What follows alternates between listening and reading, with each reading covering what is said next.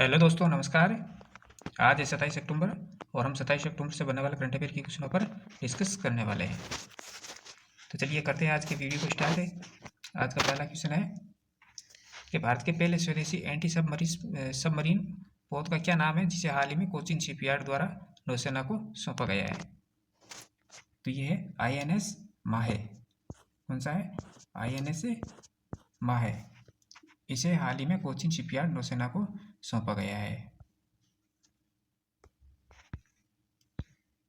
Cochin shipyard limited Kochi द्वारा निर्मित anti submarine warfare सेलो watercraft माहे जो भारतीय नौसेना में शामिल कोचिन शिपयार्ड लिमिटेड कोची के द्वारा निर्मित है 8 एंटी सबमरीन वारफेयर सेलो वाटरक्राफ्ट है।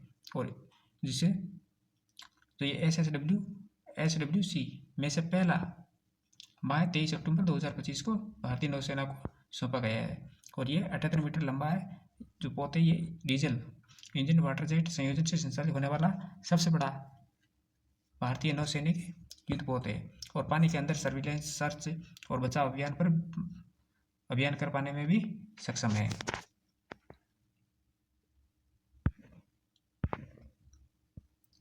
नेक्स्ट क्वेश्चन है कि भारतीय वैज्ञानिकों द्वारा विकसित पहली स्वदेशी एंटीबायोटिक का क्या नाम है। भारतीय वैज्ञानिकों द्वारा विकसित पहली स्वदेशी एंटीबायोटिक का क्या नाम है। तो यह है नेफिथ्रोमाइसिन। क्या है? नेफिथ्रोमाइसिन।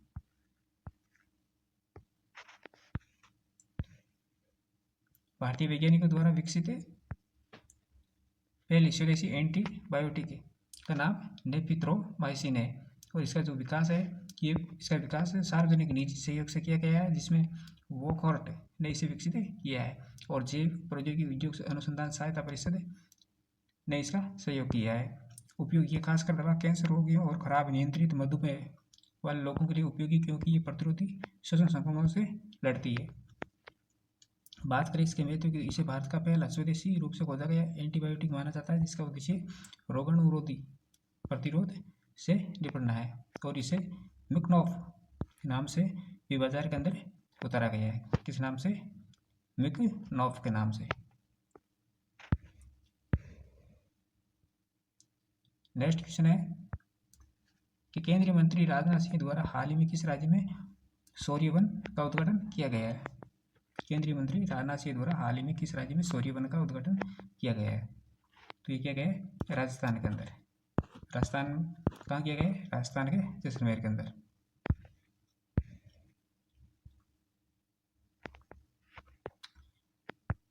रक्षा मंत्री राजनाथ सिंह ने जैसलमेर में सौर्य वन का उद्घाटन किया। सौर्य वन थार रेगिस्तान में एक नया प्रकाश और ध्वनि शो है जो भारतीय सैनिकों की वीरता को समर्पित है।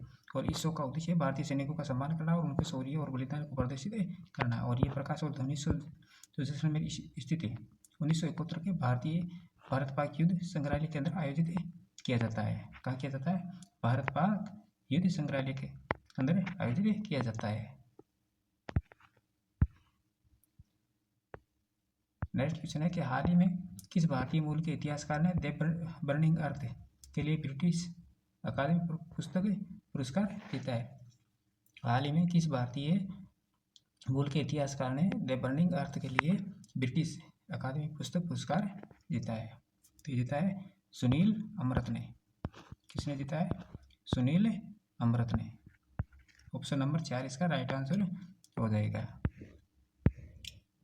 प्रसिद्ध भारतीय मूल के इतिहासकार सुनील अमृत ने अपनी उत्कृष्ट पुस्तक the burning earth an environmental history of the last 500 years के लिए ब्रिटिश अकेडमी बुक प्राइज 2025 जीता। और यह पुरस्कार हर वर्ष एक ऐसी गैर काल्पनिक पुस्तक को दिया जाता है जो वैश्विक इतिहास, संस्कृति और समाज की गहरी समझ प्रस्तुत करती है।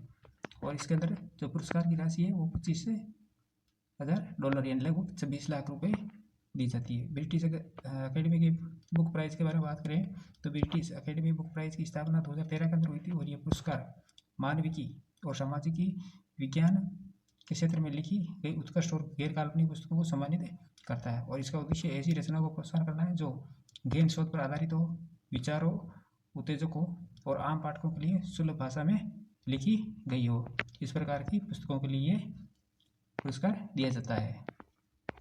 और अभी हाल ही में वर्तमान में मिला है सुनील अमृत को। नेक्स्ट क्वेश्चन है कि भारत का पहला ग्लास सस्पेंशन ब्रिज बजरंग सेतु किस राज्य में बनाया गया है? भारत का पहला ग्लास सस्पेंशन ब्रिज बजरंग सेतु किस राज्य के अंदर बनाया गया है? तो ये बनाया गया है उत्तराखंड में, उत्तराखंड के ऋषिकेश में। कहाँ बनाया गया है? उत्तराखंड के ऋषिकेश में।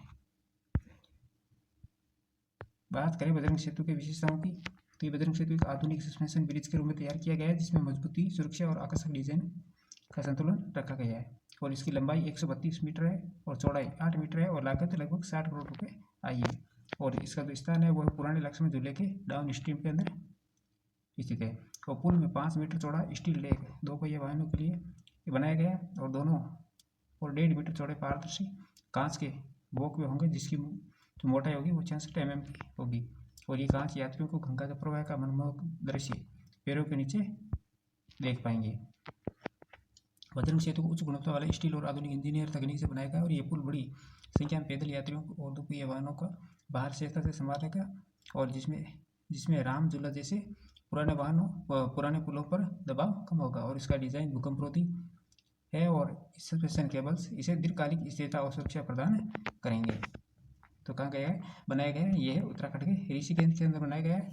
और इसकी जो लंबाई है वो 132 मीटर है, चौड़ाई 8 मीटर है और लागत 60 करोड़ रुपये। और इसके पुल में 5 मीटर चौड़ा तो स्टील का डेक बनाया गया है, जिस पर जो टू व्हीलर वाहन है वो इसके अंदर आ जा सकेंगे। और 1.5 मीटर चौड़े पारदर्शी कांच के वॉकवे होंगे, जिसके अंदर आदमी उसकी गंगा का जो प्रवाह है उसको देख सकेंगे।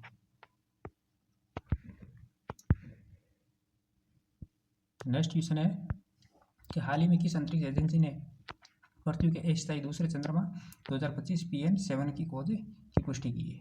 किस अंतरिक्ष एजेंसी ने पृथ्वी के अस्थायी दूसरे चंद्रमा 2025 PN7 की पुष्टि की है? तो ये की है नासा के द्वारा। किसके द्वारा की गई है? नासा के द्वारा। ऑप्शन नंबर 1 इसका राइट आंसर हो जाएगा। पृथ्वी को हाल ही में एक नया अंतरिक्ष साथी मिला है, जिसे 2025 PN7 का नाम का एक छोटा क्षुद्र ग्रह, जिसे नासा ने आधिकारिक रूप से पुष्टि की है। ये कोई असली चांद नहीं है, लेकिन ये सूर्य की परिक्रमा लगभग पृथ्वी जैसी कक्षा के अंदर करता है, जिससे ऐसा लगता है कि मानो ये हमारे ग्रह के साथ साथ अंतरिक्ष में यात्रा कर रहा हो।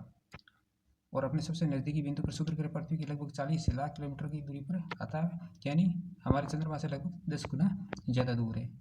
और अपने सबसे दूर बिंदु पर लगभग 1.7 करोड़ किलोमीटर दूर चला जाता है। और ये पूरी तरह से सुरक्षित आगंतुक है और पृथ्वी से टकराने की कोई संभावना नहीं है। और इसकी जो खोज है वो हवाई विश्वविद्यालय के खगोलविदों 2025 में एक नियमित आकाश सर्वेक्षण के दौरान इसे पहली बार देखा गया था। और ये तारों की पृष्ठभूमि में धीरे धीरे चलता हुआ एक धुंधला बिंदु था। तो कई सप्ताह तक अध्ययन करने के बाद नासा ने इसकी पुष्टि की और इसे क्वासीमून यानी अर्ध उपग्रह के रूप में वर्गीकृत किया गया, जो अस्थायी रूप से पृथ्वी के साथ सूर्य की परिक्रमा साझा करता है। इसे क्या नाम दिया गया? क्वासीमून।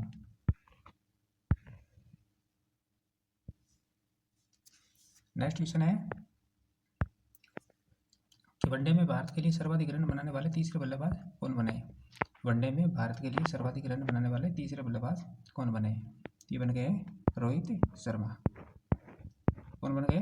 रोहित शर्मा। ऑप्शन नंबर 1 इसका राइट आंसर हो जाएगा। भारतीय क्रिकेट टीम के कप्तान रोहित शर्मा अपने शानदार करियर में एक और ऐतिहासिक उपलब्धि दर्ज की है। उन्होंने सौरव गांगुली को पीछे छोड़ते हुए वनडे अंतर्राष्ट्रीय क्रिकेट में भारत के तीसरे सर्वाधिक रन बनाने वाले बल्लेबाज बन गए हैं। और ये रिकॉर्ड उन्होंने ऑस्ट्रेलिया के खिलाफ दूसरे वनडे मैच में शानदार 30 रनों की पारी खेलते हुए हासिल किया है।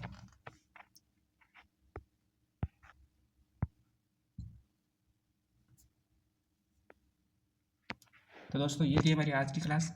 इसी प्रकार के इंपॉर्टेंट क्वेश्चनों के लिए कल फिर मिलेंगे। तब तक के लिए धन्यवाद।